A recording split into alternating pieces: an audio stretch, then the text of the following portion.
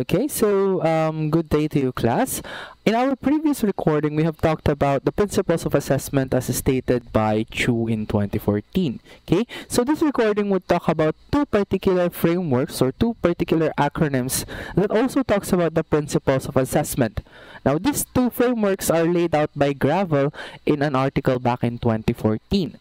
Okay, so Gravel's mentioned the use of VACSR and SMART framework. Now, VACSR, as I stated here, is a way that should meet the expected requirements, is basically used to aid in planning in a way that should meet the expected requirements for the assessment. Okay, while the SMART model is used for setting clear expectations for your learners.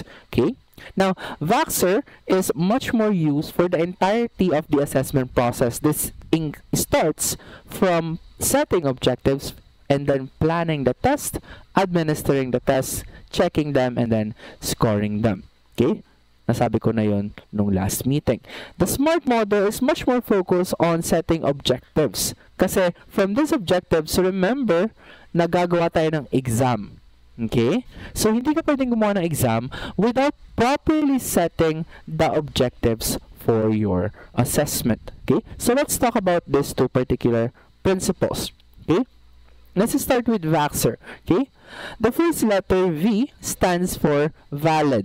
Okay, so this has been discussed previously in Chu's principle. Okay, and it still remains the same. It basically states that your assessment should focus on your objectives. Basically, kung ano ilalagay mo sa iyong test instrument, it should be entirely connected with your objectives. Okay. So, ang pinaka-common sense example natin, if you want your students to know or to show their skills in dancing, hindi mo sila pagsasagutin ng pen and paper test. What you're going to have them do is to actually perform the dance. Okay? That is valid. Now, authentic, as we have previously discussed also, is when the real-life scenario is reflected onto the assessments that are created. Okay? Now, in this context, Gravel's added that when you say authentic, dapat learners yung gumagawa mismo ng assessment. In a face-to-face setting, this is quite easy to make. Okay? Madali mo makita na ginagawa ng estudyante mo kasi na meron kang visual control, visual management over them. Okay? This becomes a problem when we perform online tasks. Okay, so hindi tayo sure na kung yung mga estudyante pa man natin gumagawa ng kanilang mga output. Okay? Kaya there's been an ongoing debate on whether generative tools like AI are actually helping in learning because it can hamper how we can properly assess the skills of our students. Okay? And we know that assessment is basically your evidence for establishing learning. Okay? Pangatlo, we have current. Okay? So when you say current, the work is still relevant at the time of assessment. Okay? So, during the course of time, there have been many discoveries in every field. Okay? So, of course, hindi na tayo magtuturo ng mga outdated facts or outdated knowledge. Okay, what we focus on are acquiring the skills, okay, that are required to move in the current environment. Okay, kaya ngayon DepEd, if you remember in our definition of assessment, sabi nila, assessment is the process of keeping track of learners' progress regarding learning standards and 21st century skills. Okay. So, the 21st century skills, obviously, they are current skills. And as you can see there, actually, isa na sa forefront na nandoon ay yung information literacy. Your ability to handle the current technologies and hindi na tayo pwede maging old tech. So, in that way, that's an example of how current your assessment can become. Okay? Next, sufficient. So when you say sufficient, the work covers all assessment requirements. Okay? What this means is that kung ano ipapagawa mong assessment task, it should wholly cover the objectives of your lesson. Okay? And at the same time, lahat ng objectives sa iyong particular course ay dapat magbibigay ng sufficient skills sa mga learners. Okay? So for example, sa course lang natin, sa Assessment of Learning 1, okay, kasama sa objectives natin, kasama rin sa Assessment of Learning 2, would be your ability to create tests. Okay? That is the bread and butter of this course. Now, kapag for example, hindi namin nilagay kung paano mag-identify ng objectives. Hindi namin nilagay kung ano yung iba't ibang uri ng test.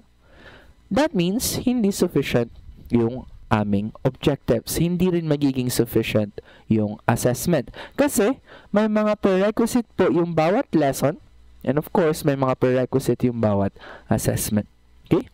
And then the last one, you're also familiar with this, reliable. Okay? Reliable meaning the scores of a student in the same or similar test should remain consistent all throughout the course. Okay? So, pag nagpa-test ka ng June, yung skill ng bata ng June, hopefully, mas maganda or similar level lang pag pinapatest mo na siya sa July. Okay? So, that is a VACSR valid. Meaning, kung ano yung objective mo, dun dapat yung ipapatest mo. Authentic meaning yung bata dapat yung gagawa ng mga real-life assessments. Okay? Current meaning you focus on the current skills that are needed in their future career rather than focusing on the very archaic or very classic ones. Sufficient meaning that your course should be complete. Okay? Your assessment should also be complete in this regard and reliable.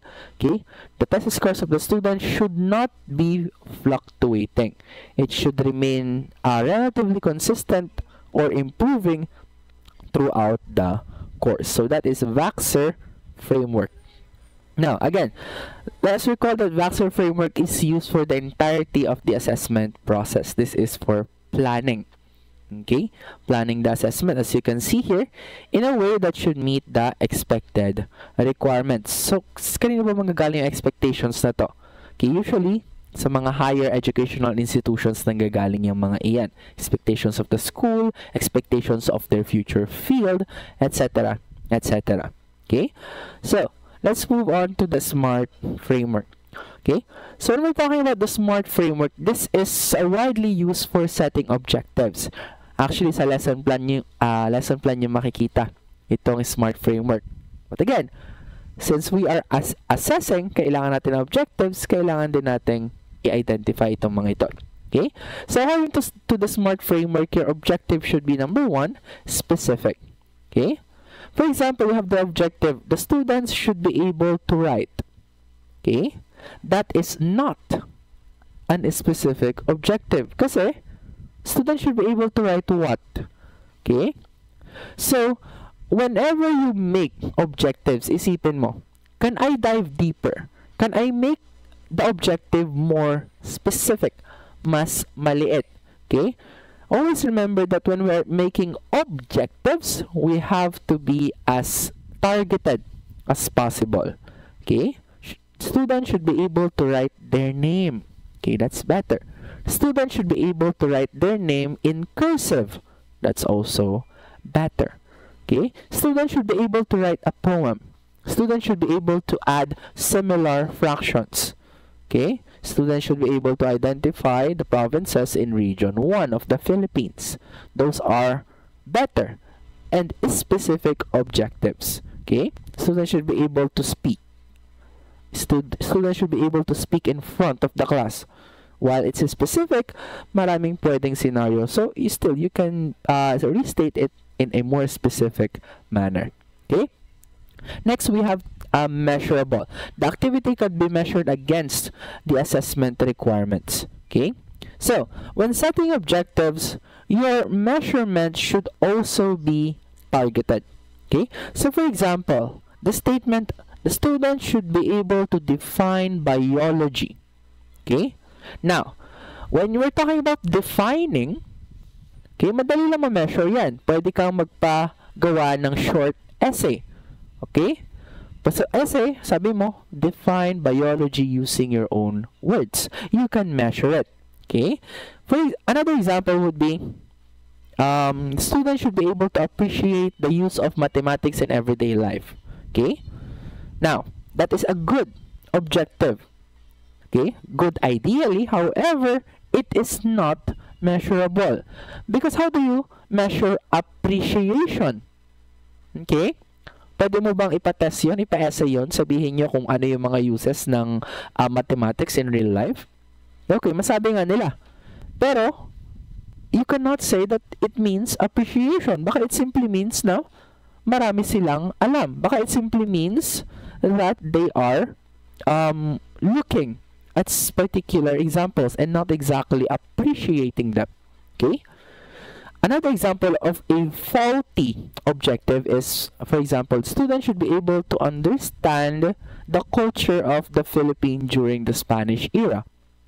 Okay. The word there is understand.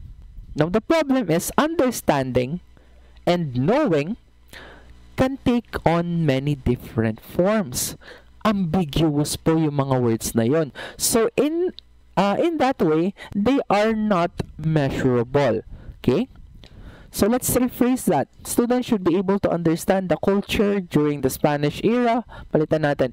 Students should be able to enumerate the key features of the Philippine culture during the Spanish era. Oh, that's better. Ma-measure mo kasi i-enumerate niya. Meron kang inaasahan na output. Alam mo kung ano yung itsura ng output na yon.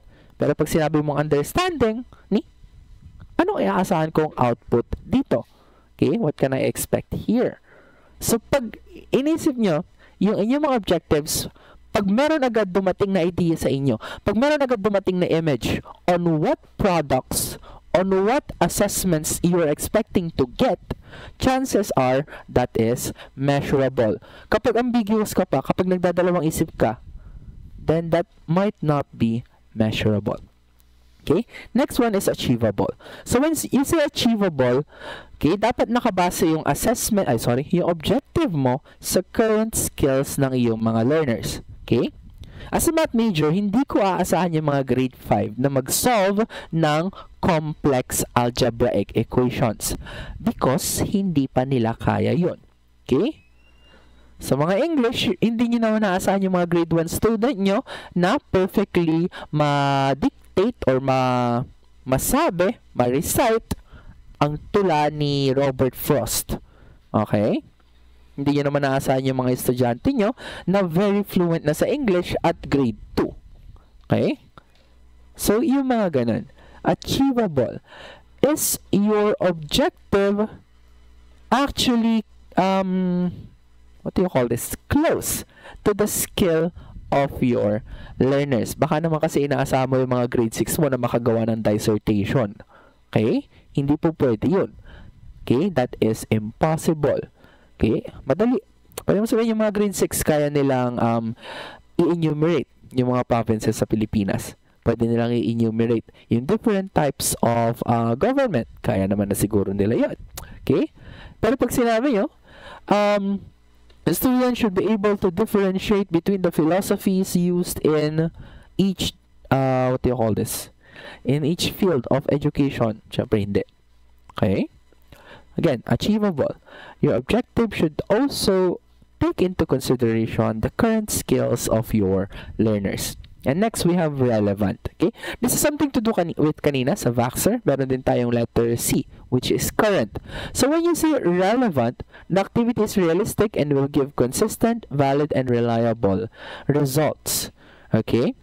So, relevant means reliable and valid in this case. Meaning, yung assessment mo dapat connected sa pinag-aaralan ng mga bata. For example, I am teaching mathematics. Okay? So, ang aasahan ng mga test ng mga bata sa akin would be solving equations, solving basic operations, drawing. Okay? Hindi nila aasahan na sasayaw sa mathematics. Hindi nila aasahan na gagawa ka ng essay sa mathematics. Because those types of methods, those types of assessment tests are not exactly relevant to the entire field.